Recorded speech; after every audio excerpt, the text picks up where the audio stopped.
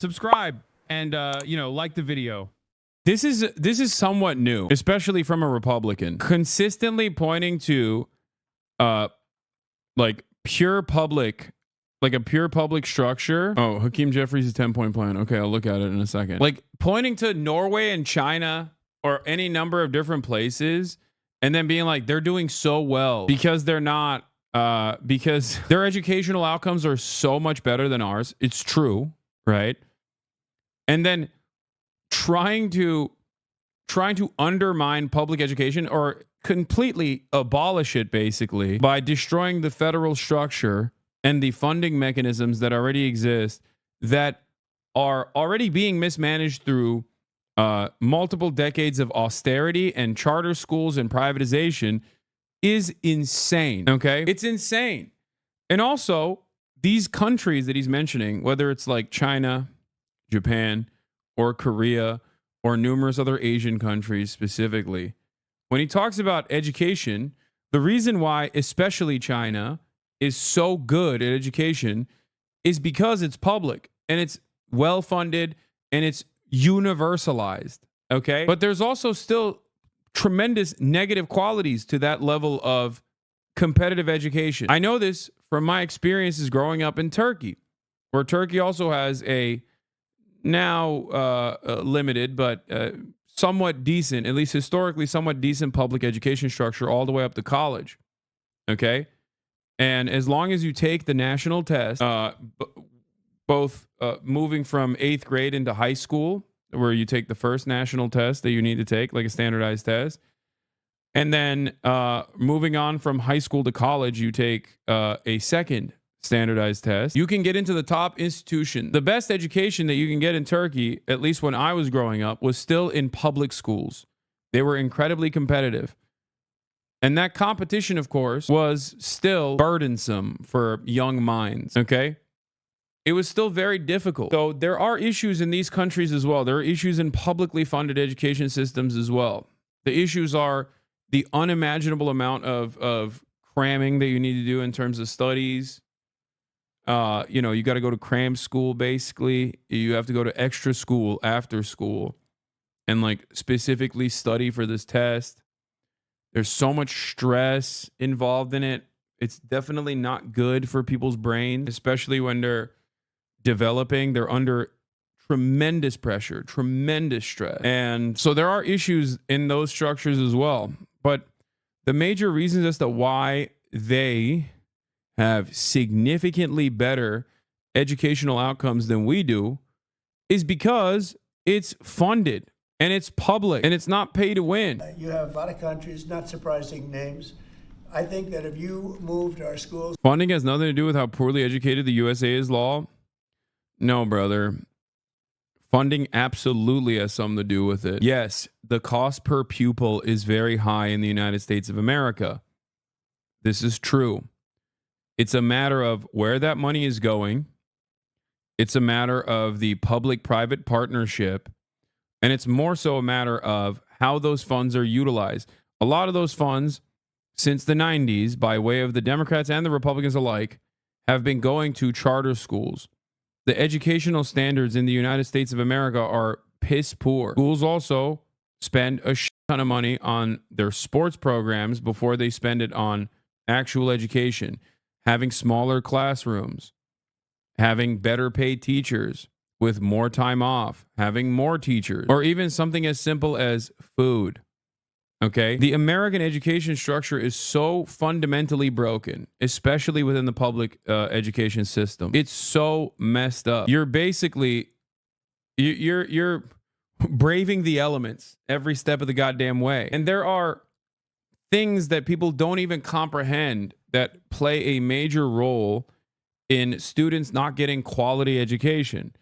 Things like school lunches not being free, okay? Things like not having proper air conditioning or proper heating inside of classrooms or the sizes of classrooms. These are massively consequential issues that we don't even address or think about, okay? That's before we get to mass shootings and why China banned homework? You wake up at 5:30 in the morning. You scarf down breakfast on the way to school. You do 30 minutes of mandatory military-style exercise. Then at 7 o'clock sharp, the real work begins. Chinese class, then English, math, and so on. You sit still, respond when asked questions, and quietly, obediently memorize character after character, fact after fact. Officially, school ends at 5:15 p.m., but don't plan on relaxing just yet. After an hour for dinner, 2 if you're lucky, it's time for the next phase of your day, private tutoring. You sit in a room not unlike the one you just... Yeah. Also, China literally banned, I think this video is straight up completely false law. Didn't China recently ban private tutoring? I mean, you can still get it, but like a couple years ago. Yeah, they banned it 4 years ago. I guess it's not so recent. I'm so glad that Massachusetts passed the millionaires class, so every kid, including mine, can have free lunches and breakfast every day. Yeah, that's a huge problem, dude. Like especially when you're growing up and you don't have access to food, that's genuinely consequential. Heating and cooling in classrooms not being adequate is a massive consequence to your learning experience. It's stupid shit like that. People think it's all because the teachers suck or whatever. Ironically enough, everybody I think knows that people don't get into teaching in this country because they want to make money. Okay? They get into teaching because that is their passion. That I think also creates a different issue. If you're a teacher and you're constantly burdened by the stress of your finances, you're also going to offer substandard education.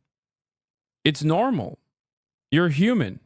No matter how passionate you are, if you're constantly stressing about your finances, that's probably going to burden you. It's probably going to play a role as well. It's death by 1,000 cuts, where the entire system is designed to make these awful substandard outcomes in terms of educational attainment in this country. Okay? Yeah, the most popular television program, award-winning television program, is quite literally about a teacher, a chemistry teacher, that gets cancer and then becomes a kingpin in this country. Okay. Unironically, in a social democracy, that premise doesn't exist. You get that? That premise doesn't exist at all, because in any other competent social democracy or any other competent government, the teacher has an issue with cancer, and then the cancer treatment is paid for. And we're over here talking about like, oh, look at Norway and China. Their education is so much better. Why can't we do this? That's why we need to continue accelerating the public-private partnership that guts public education. To some of these states that are really well-run states, they would be as good as Denmark and Norway and Sweden and some of the other states. And then what's the one thing about these countries that he's presenting? Okay, what's the one thing that you can point to in these nations, man? I can't seem to place my finger on it. No, it's not that they're white. He also talked about China too. No. It's not about white versus non-white, chatters. Get the f out of here. No, it's not low population. He mentioned China.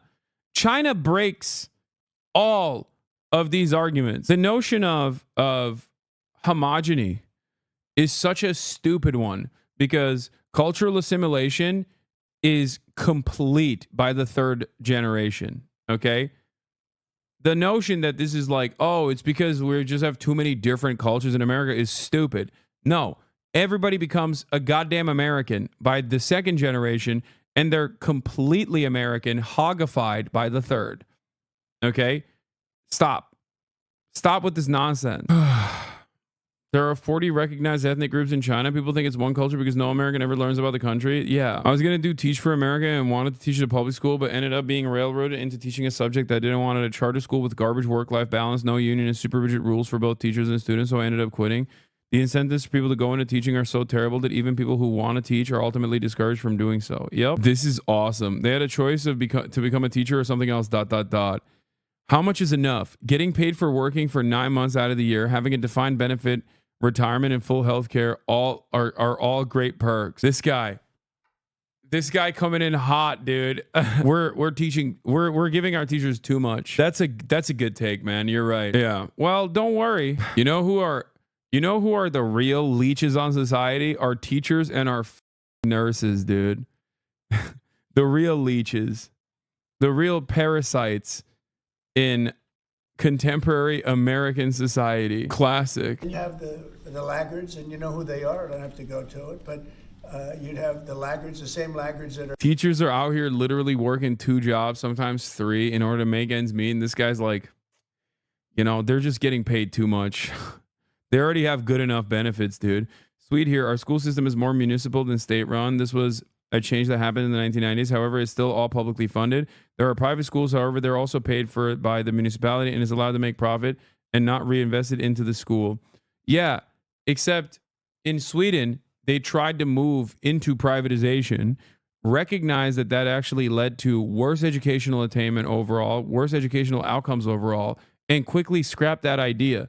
This happened I think like 2 decades ago at this point, or a decade ago. I remember reading about it. So Sweden is actually a very famous case study for trying to privatize it further and then realizing that that was a ginormous failure. It'll come back. It'll come back because that's how capital works. Capital, ironically, is a parasitic force. Capital, ironically, is, does all of the things that you think teachers are doing, I guess. Okay. So even if there is a privatization initiative and it fails once, that doesn't mean people who want to seek out profit in that sector are going to stop. They're not going to be like, all right, I guess we were wrong. Oops. My bad, That's not how this works at all. They're going to come back stronger, harder, and try to privatize again and again and again. As long as capital exists, as long as capitalism exists, there will always be capital owners that seek out profits in every socialized sector. That is ultimately the goal. Picking apart the government and picking apart state-funded institutions for scraps, privatizing it, and then turning it into for-profit institutions. Things like education should not be for-profit. Things like healthcare should not be for profit. Okay? You don't have to be a socialist to recognize this. Things like housing should not be for profit. That last part is the hardest one to get people to understand, unfortunately. Okay? I think, regardless of my worldview, these are areas of agreement with the overwhelming majority of Western society. Do you understand? Do you see what I'm saying? Like, I have a different vision for how society must be run. Having said that, however, in the interim period, I'm perfectly capable of making marginal improvements. And those marginal improvements revolve around things like improving education. The exact opposite of what Trump is doing, of course, which is making education worse overall, because he's interested in one thing and one thing only, which is to create profits for his buddies, create avenues of profit for his buddies. Laggards with everything else, including crime. But even them, you'll break it into systems. As an example, if you went to New York, you go to Westchester County, you go to Dutchess County, you go to Suffolk and Long Island and Nassau and Long Island. You have maybe 6 or 7 locations. And you have New York City, which would include the 5 boroughs. And yeah, this is the famous Matt Damon clip. There isn't job security, right? There's an incentive to work hard and be a better actor because you want to have a job. So why isn't it like that for teachers? You think job insecurity is what makes me work hard? Well, you have an incentive to work harder, but if there's job security... Be an actor. It's not an incentive. That's the thing. So you take this MBA-style thinking, right? It's the problem with ed policy right now. There's this intrinsically paternalistic view of problems that are much more complex than that. It's like saying a teacher is going to get lazy when they have tenure. A teacher wants to teach. I mean, why else would you take a shitty salary and really long hours and do that job unless you really love to do it? Oh my God. Oh my God, I'm so sorry. There are 10% that are bad, though. 10% of teachers are bad. Where'd you get that number? I don't know. 10% of people in any profession maybe should think of something else. Well, okay, but I mean, maybe you're a shitty cameraman. I don't know. Maybe you're a shitty cameraman. I don't know. Yeah. Guy immediately on the spot. Reason is a libertarian think tank, by the way, for those of you who don't know. But libertarian cameraman on the spot makes up a fact. Classic. Okay. And then, like, that fact is also completely irrelevant to the point of contention here. Okay. That fact is utterly irrelevant. What do you mean 10% of teachers are bad? Let's say 10% of teachers are bad. I don't even know what the standards are for bad, right? But does that mean that they should not be paid? Like, what are we talking about? Every goddamn person in this country is just like so predisposed with maxing out efficiency, not realizing that they themselves are also probably bad on certain aspects of their job. Working at a public school is so incredibly scary. I dealt with shooter threats at least once a month and had to do 4 different jobs on minimum wage. I was a substitute secretary and was therefore a nurse, a substitute detention teacher, receptionist, and crossing guard on minimum wage. There are so many things to do and you're paid barely enough to survive. Here in Denmark, we get paid to go to school when we turn 18, and the same on uni. We get even paid more money if we continue there. Like, I'm 20 and I have my own apartment, live alone, and have a cat and got no work. I can live like this because I get paid going to school. They're pooping on us. Okay, Denmark, watch out. We're coming for you anyway, okay? Don't worry. You'll get to experience that sweet, delicious American freedom soon, okay? This is unironically the American attitude, by the way, which is that they have nicer things than us because they have some degree of socialization, okay, and some social safety nets. So we must take that away by force. That's it. We're just gonna, our job here is to everything up because we couldn't cut it. We couldn't be normal. Sounds like they need better propaganda. I think even that would run much better than it does right now.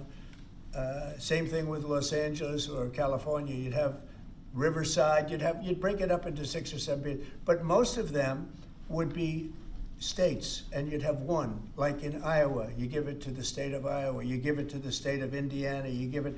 These are really well-run states. They don't have debt. They don't have problems. They don't have any crimes, relatively speaking, to speak of. And you would have education that would be the equivalent of Norway and Denmark and various other places that are at the top of the list. So we're at the bottom of the list and we're the most expensive. We're at the top of the list when it comes to cost per pupil. We spend more money per pupil than any other nation in the world, and yet we're rated number 40. The last ratings came out, you saw them. So they talk about 40 countries. We're rated number 40. And I say that if we did this, we would... Dude, every problem in the United States of America is directly a consequence of, like, Republicans f***ing it up and then Democrats not fixing it. And then going, you know what we need to do? More of the f***ing up of the system. That'll fix it. It's insane.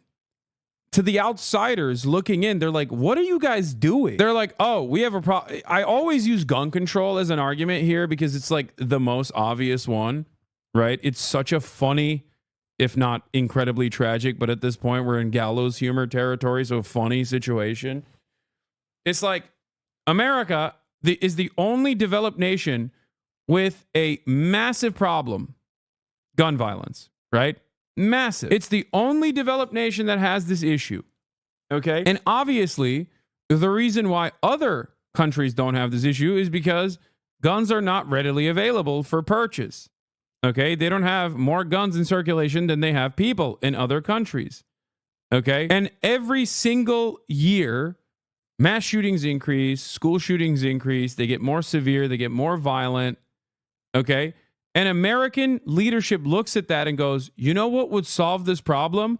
More guns. But it doesn't exist elsewhere to the same degree. So how can you look at that and be like, you know what's actually, you know what the solution to the problem is? The thing that's creating the problem and more of it. It's the same with our criminal justice system. We have an issue in the United States of America with recidivism. Okay? The likelihood of a prisoner leaving prison, reoffending and going back to prison, it's really high. Okay. Now, other countries have lower rates of recidivism.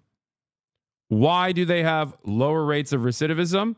Well, it's because their prison structure is not focused on consistently keeping people locked up and in jail with no ways of reintegration into society.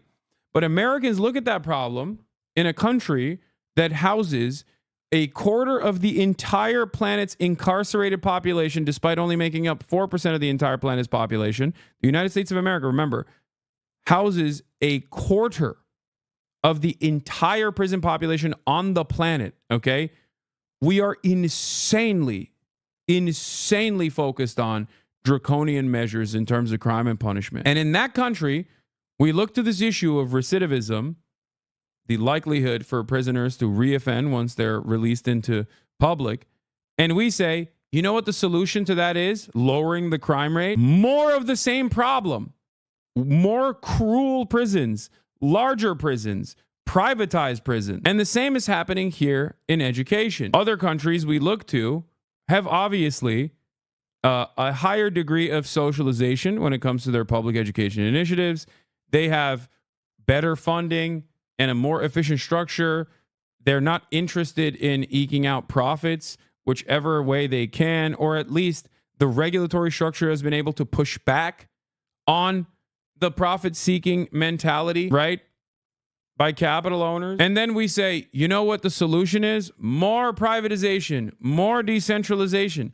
It makes no sense. The entirety of the American political structure revolves around looking at an issue, looking at the problems that cause that issue to exist, and then saying the only solution is more of the problems that cause that issue to exist. It is crazy. We look at a fire and we go, you know what will fix this fire? More kerosene. That's it. That's the only method we have. And it's so insane. We would go 20, 30 notches up. We could do great. And we would have some of the best districts in the world. What are you looking to do?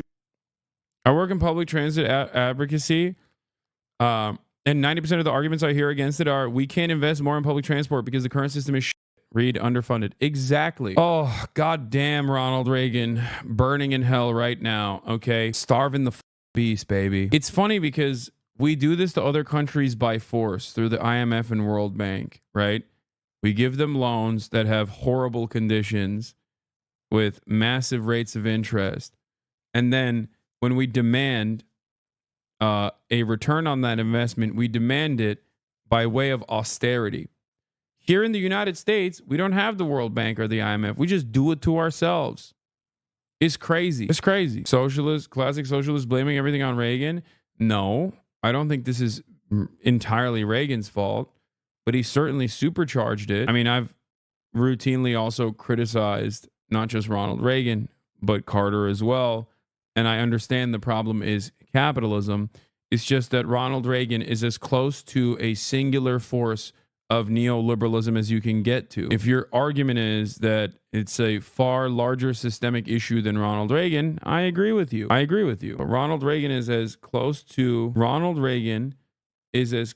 this issue as you can get. Is the closest responsible party as you can blame a singular person. Is Reagan America's Thatcher? Yes. Related, democracy doesn't exist in the United States. Chris Hedges. With an executive order, sir, or do you need to work with Congress? Well, there are some people that say I could. I think I'd work with Congress. I think we'd have to work with the teachers union, because the teachers union is the only one that's opposed to it. Nobody else would want to hold them back. Look, we have to tell the teachers union, we're rated last in the world in education of the top 40.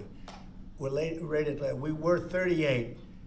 Now we're 40. We went to 39. We went to 40. We're at 37. But we're at 40 now. The thing just came out. I wonder why it got worse. You want your teachers to be well funded and not burdened by financial troubles, dude. You want them to have the best benefits. These are the guardians that are taking care of our children. These are the people that are shaping the next generation of Americans. They have a profoundly important job. I can't believe I have to sit here and say these things that should be the most obvious things on the planet, okay? It is alarming that I even have to make an argument for it, and yet I do consistently, and people still don't understand. They have a profoundly important duty, okay? What are we doing here? What are we doing? Mr. Biden, remember that. Secretary Rubio announced a deal this week that would allow potentially American citizens who are criminals to be put in a different country. Is that something you're looking to do? No, I didn't know that he said yet, but if he did, it's fine, yeah. We have hard criminals, horrible people. You see him pushing people into subways. The train is coming last week. In my experience, teachers just sit on their ass rather than teach effectively. It's one of the reasons for poor performance in children in school. Lack of interest comes from a lack of passion from teacher. I thought this community was older, man. I can't have this conversation with like mostly 14-year-olds. I'm sorry. It's just like, I know someone who's a cop. His dad got sick and they were deemed responsible for their dad and granted leave from the police force in order to act as a caregiver. It's been 2 years and he still gets paid. A teacher would have been fired. Yeah. Bro, you got 0.9 GPA high schoolers in your chat in general. Like there are many, I mean, judging passion is so stupid. I can't do this. Like, I don't know. I don't know what your individual experience is with your one teacher who's just not passionate. Okay. What I'm simply stating is if you want the best possible people for the job, okay, you're going to have to pay better. That's it. Everybody understands this. Everybody deep down inside understands this reality. All right. That's it. That's all I'm saying is you got to teach, you got to pay better. You got to make sure that teachers have better benefits and you will unironically have the next generation get better education overall. Okay. Not to say that like there aren't any bad teachers right now. It doesn't matter that there are bad teachers right now. Do you see what I'm saying? It doesn't matter at all. There are people who do a bad job in every profession. Okay. Guy walking around and just sees somebody waiting for the train. Train's coming 40 miles an hour, and he gets pushed into the subway. Also, the other part about this like subway stuff is like put some gates on the subways, man. But that's socialism. That's communism. You know, can't do that. Hey guys, we can't actually put gates on the subways. We can't do that. Something that virtually exists in every country. Okay, can't do that. Okay. We have to abolish public transit instead. Public infrastructure is woe. If you want teachers to get paid better, then private education is the only option. Private education. No, I want the standard of benefits and job security to be raised. I want the standards and job security to be raised for public education to reach the level of private education. That's so stupid. You're literally not understanding the argument I'm making. The argument I'm making is that we have to make sure that public education is better overall. That's the whole point. It's too much government funding. Oh my God. Taxpayers shouldn't take that burden. Oh my God. Oh my God. Okay, well then you'll always sit around wondering why Norway has a better educational outcome than the United States of America, okay? You'll just consistently wonder why, oh why, do these other countries have significantly better educational outcomes in the United States of America? There you go. If you're asking me why that is the case, and I'm telling you why that is the case, and I'm telling you what the solution is, and you go and say, well, the solution is too costly for the taxpayer, then okay, so you just don't have any interest in fixing it. America's like a sinking ship, and there are just too many holes to plug. And a lot of the issues actually are related to one another. A lot of issues actually contribute to the broader problem in general. You try to plug one hole, there's another hole that pops up right above it. Try to plug that, there's a third. The entire mentality behind I'm not raising my taxes, f you, unironically also stems from the reality that no one believes that the government is ever going to do right by them. That's it. How do you think we got there? How do you think this attitude manifested? Do you see what I'm saying? We got here because of what I was describing. We got here where there's no confidence, whatsoever in the government actually doing right by the population. So it's much easier to advocate for starving it further. If you don't believe the government is actually giving you anything, and most of that money is, in your mind, I don't know, going to baby machines and subsidizing industries that don't even actually adjust prices in times of need for you, okay, then yeah, you're like, why am I paying taxes anyway? That's why so many Americans are anti-tax in general. Nobody likes to pay taxes, but at least in other countries, in like competent social democracies, which are also being undermined by the same the same influence of capital, the parasitic leech nature of capital owners, okay, at least they have an understanding that like, oh, well, these taxes are going to social safety nets, and I think it's valuable to pay into it because who knows what might happen to me one day. And I would rather not be like America. Okay. That's the way that that's the way that people understand it. Hasan's tax evasion accountant. Thank you for the 5 tier 1 gift this sub. Show the Carmel High video to see what could be possible. Check my log. I've been spamming it. Okay, dude. Here, my tax evasion accountant wants me to desperately watch the Carmel High video for you guys. Welcome to Carmel High School. Yeah, I've shown this before. Here's Carmel High. Join us on a tour. This is the auditorium. This is the Commons. This is the catwalk. This is the planetarium. This is senior hallway. This is Oklahoma High School library. This is the Carmel Cafe and Market. This is the auto shop. This is the wood shop. Main cafeteria. This is our 3-story freshman center. This is CHTV. This is our live radio. This is the yearbook room. This is the Carmel Varsity Gym. This is the new addition to the Hall of Fame. This is the freshman gym. This is the weight room. This is the wrestling room, baby.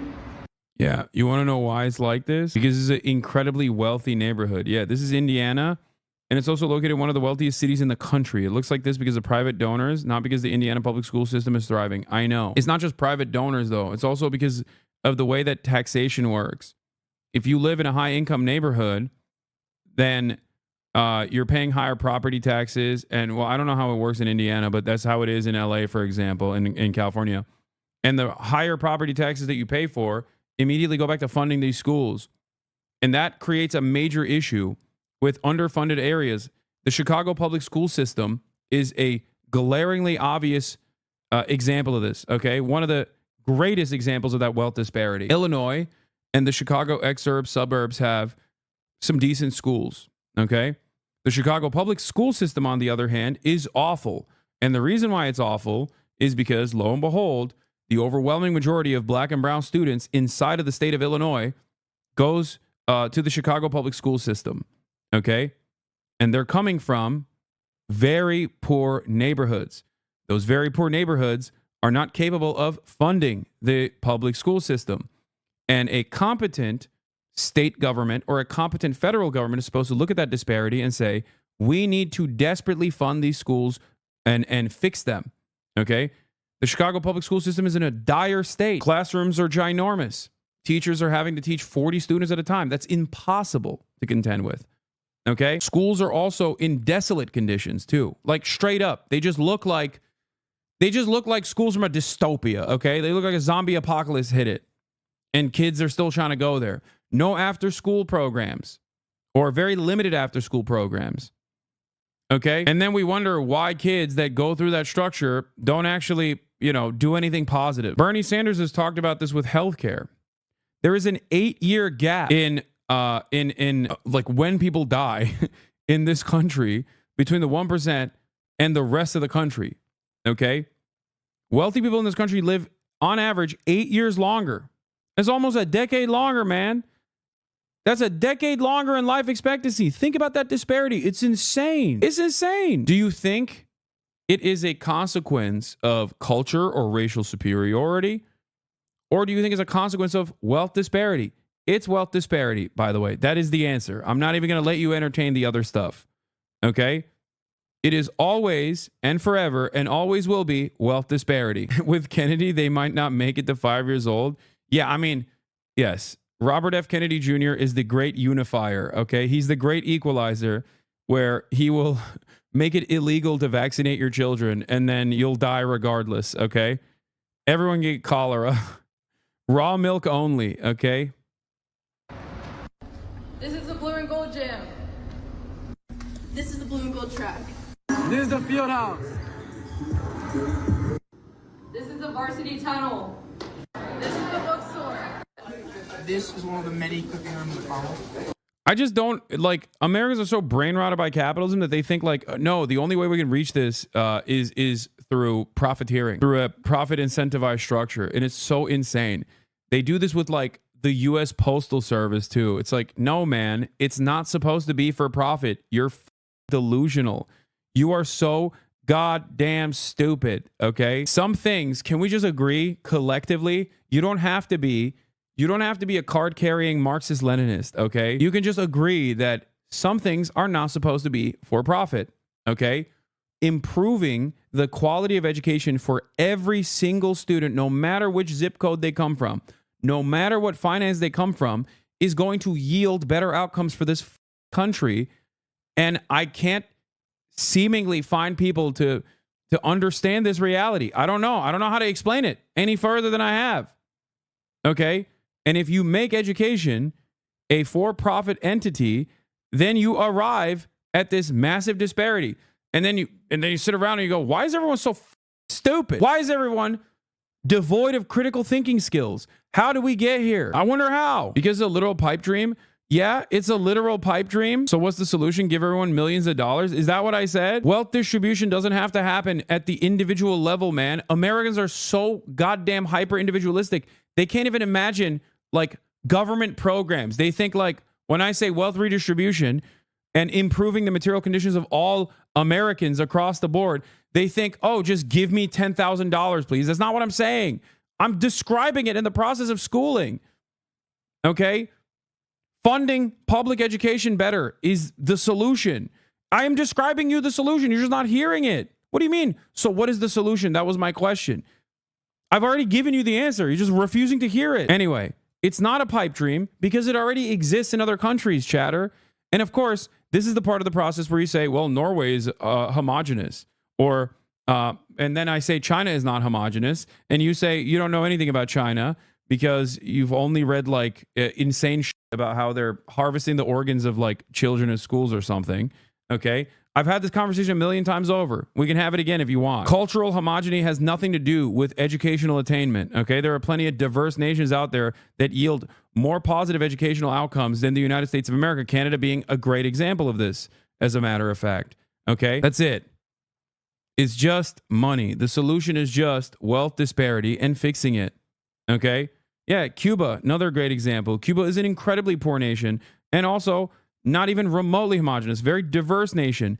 And yet they have tremendously better outcomes in educational attainment. It's not just money. It absolutely is. It's the most important part of the problem. It's the most significant part of the problem. And anyone that tells you that it's not is actually just directing your attention away, either because they're deluded. Oh, you can't just use money as a problem solver. Okay.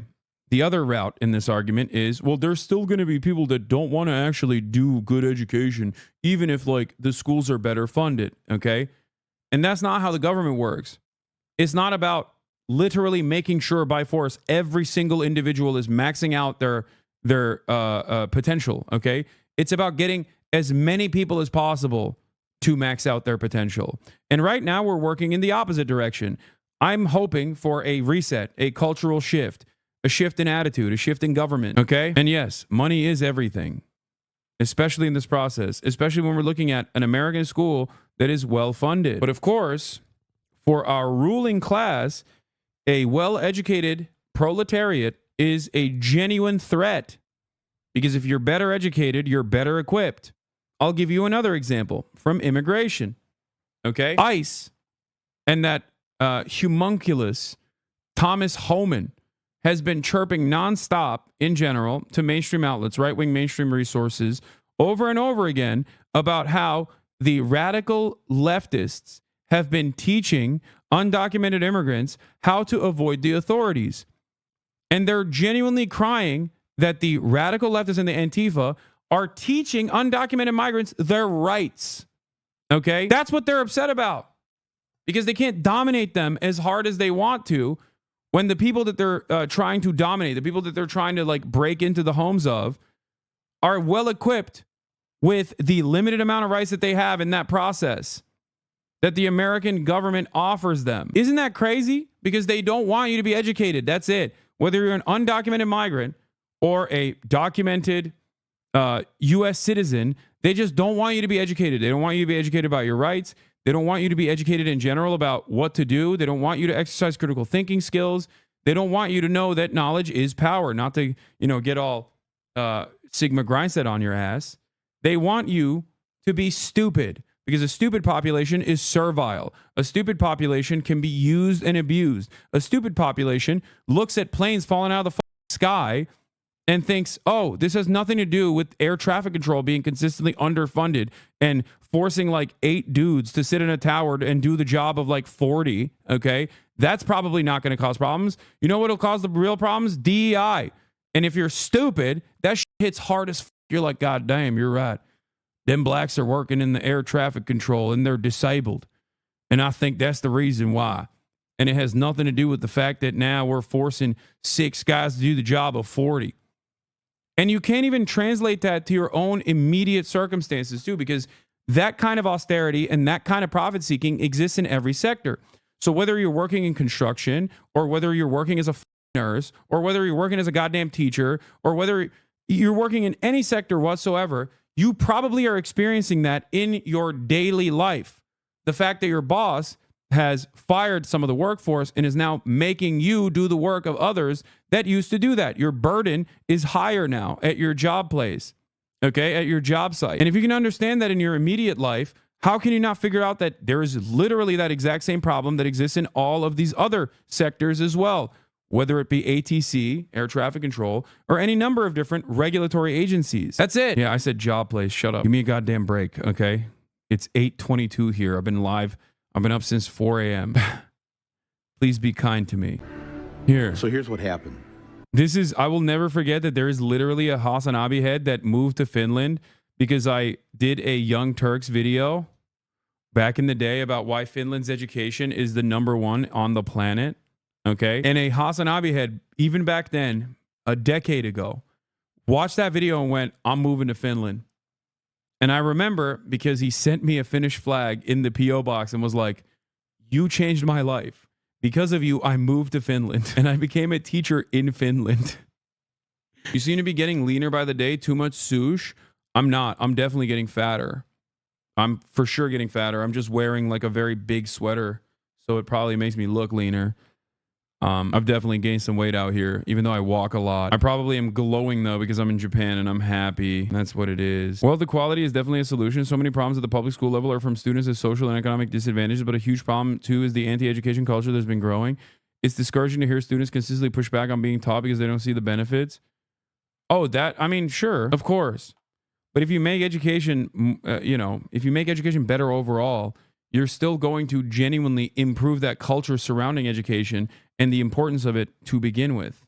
Okay? It's a multifaceted problem. I did 11,670 steps yesterday, and I also burned 1,610 calories with a total of 4,197 calories overall. At a minimum, I'm doing like 7 to 10K steps every day out here.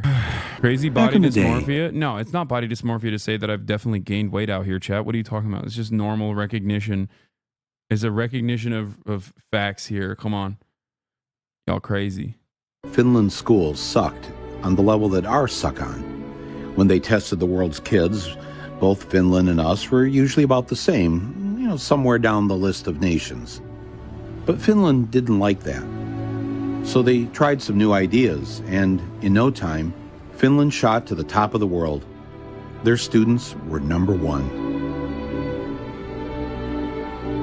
How did they do that? That was the one question I wanted an answer to, and I went straight to see the enemy's Minister of Education. Before I could say anything, she blurted out their top secret. They do not have homework. Wait, so you reduce the homework you give them at school? Yes. They should have more time to be kids, to be youngsters, to enjoy the life. How many hours of homework did you get last night? About 10 minutes or something. 10 minutes of homework? Yeah. Maybe 15 minutes or 20 minutes. 20 minutes, but not 20 minutes. Yeah. Well, if I would have done the homework, I think it would be like 10 minutes tops. Usually I don't really do homework that much. The whole term homework is kind of obsolete, I think. In that way that... Your homework is obsolete? Yeah. In that way that these kids, they have a lot other things to do after school. Like what? Like being together, like being with a family, like doing sports, like playing music, like reading. So they have no homework. What if all they want to do is climb a tree? They could climb a tree, yeah. They can climb a tree, then they learn how to climb a tree. But they'll end up, while climbing the tree, probably finding out about different insects, and they can come to school next day telling me about what they found. Compared to the older kids, how many hours a day do the younger ones go to school? Mondays, 3 hours. Tuesdays, 4 hours. It varies. It's 20 hours a week. So they're, oh man. Now, does this 3 or 4 hours at school include the lunch hour? Yes. How are they learning anything? How are you getting anything done? Your brain has to relax every now and then. If you just constantly work, then you stop learning. And there's no use of doing that for a longer period of time. Finland students have the shortest school days and the shortest school years in the entire Western world. They do better by going to school less. How many languages do you speak? English, yeah. Swedish, Spanish. Finnish and Swedish. Finnish, English and German. French, German. Finnish and English. English, Swedish and French and Spanish. So you were an exchange student in the U.S.? Yeah. When you got back here in school, what did you notice that you felt relieved about? No more multiple choice exams. No multiple choice exams here? Or very few of them, if any. Really? All of my exams in the U.S. How do you answer the question right if it isn't listed as one of the 4 choices? You write your answer. You have to know it, actually. Yeah. You actually have to know it. Yeah. If there was one thing I heard over and over again from the Finns, it was that America should stop teaching to a standardized test. Get rid of those standardized tests. National testing. Standardized tests. Standardized testings. What you are teaching your students is to do well on those tests, and you're not really teaching them anything. No, we are teaching them. We're teaching them how to flunk a test, and then a bunch of schools fail the test, and those schools are turned into charter schools, and then somebody makes a lot of money. But school is about finding your happiness, finding a way to learn what makes you happy. They figure now about 1/3 of the school time the students are in school is spent preparing for the standardized test. And so they've eliminated a lot of things that aren't on the test. So music is gone, art is gone, poetry is gone. Yeah, in many schools. Civics isn't even on the test. So now schools are dropping civics. Yes. Civics, American civics. Okay. Unbelievable. We got rid of poetry. Really? Yeah. Yeah. Why? It's a waste of time. When are they ever going to learn? When are they ever going to speak as poets when they're adults? How does that help them get a job?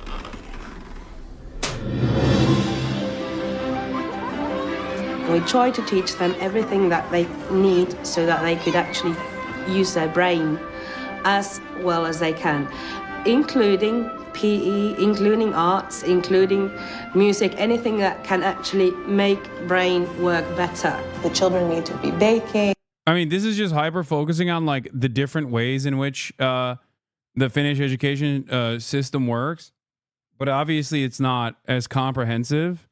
There is some structural differences as well that I want to mention. I covered that extensively on my one YouTube video many years ago for the Young Turks. Let me see if I can find it after this. Singing, they should be doing art and going on nature walks and doing all these things because there's this very short time that they're allowed to be children.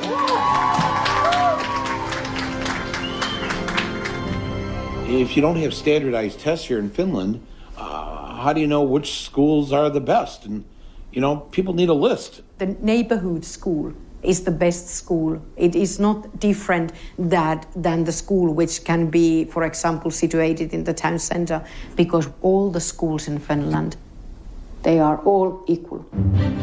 When we move to a new city, we never ask where the best school is. 5 reasons why Finland is a global education leader. 2 million views. August 15th, 2016. It's very cringe. I'm just going to give you guys a warning. It's incredibly cringe. I was so cringe back then. I mean, I still am cringe, and I'm certain that a decade in the future, I will look back at the stuff that I'm doing now and say, I'm cringe as hell. But it's never a question. So nobody has to shop for schools. There's nothing different in any of our schools. They are the same. It is illegal in Finland to set up a school and charge tuition. That's why, for the most part, private schools don't exist. And what that means is that the rich parents have to make sure that the public schools are great. that's a great take too. It's just like when you universalize these structures, then you're kind of forcing those with the most power and influence in society to also make sure that their children is getting the best quality education.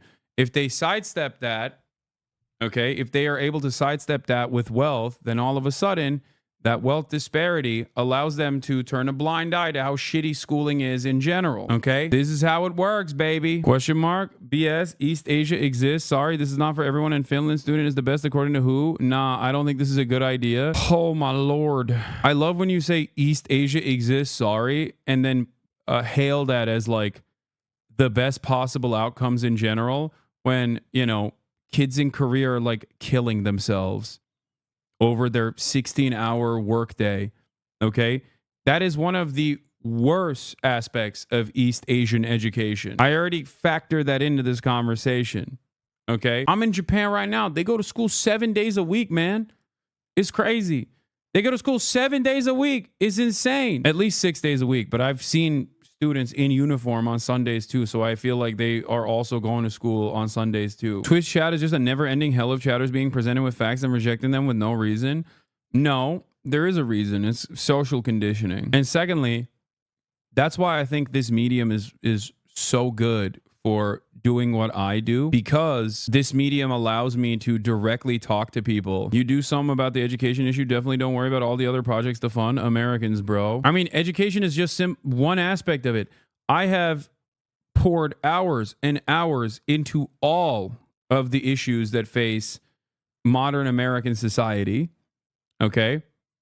This is just simply one aspect of it, but the problem is there are so many issues in every facet of existence in modern American society, every single one. And it's all multifaceted, and it's all designed in a way to slowly but surely give you worse results year in and year out.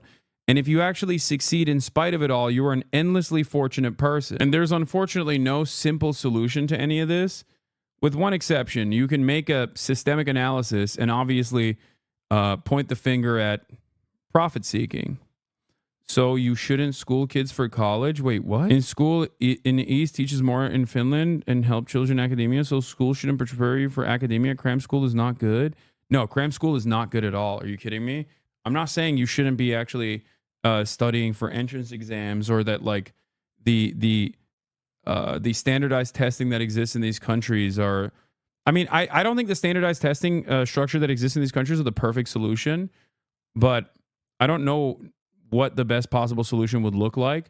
Having said that, however, I think we should, yes, absolutely make college much easier to get into, and also on top of that, make it free. Okay, if you can get a decent level of education, no matter which college you go to, and that is paid for.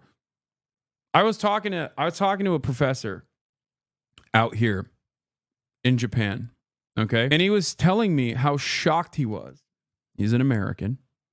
How shocked he was that he's in this college and his students, like, their dream is to become baggage carriers. These guys are getting a college education in a place where they have to pay for college, right? And their dream is to become baggage handlers, okay? No, it's not Jeff. Stop saying Jeff, all right? He's not the only college professor I know out here. As you saw, there are also even Hasanabi heads that are college professors out here as well. There are many of you in this chat, despite my endless dunking on PhDs and saying that they're not real doctors. Seemingly, there are plenty of PhDs and plenty of professors that are in this community. Anyway, and they're Hasanabi heads. And it's really interesting because for me, I was like, no, that's perfect. That means that these jobs that would often be overlooked in other countries are seen as like perfectly valid, well-paying jobs with decent benefits and security. That like you don't have to aspire to be an entrepreneur after college or anything like that.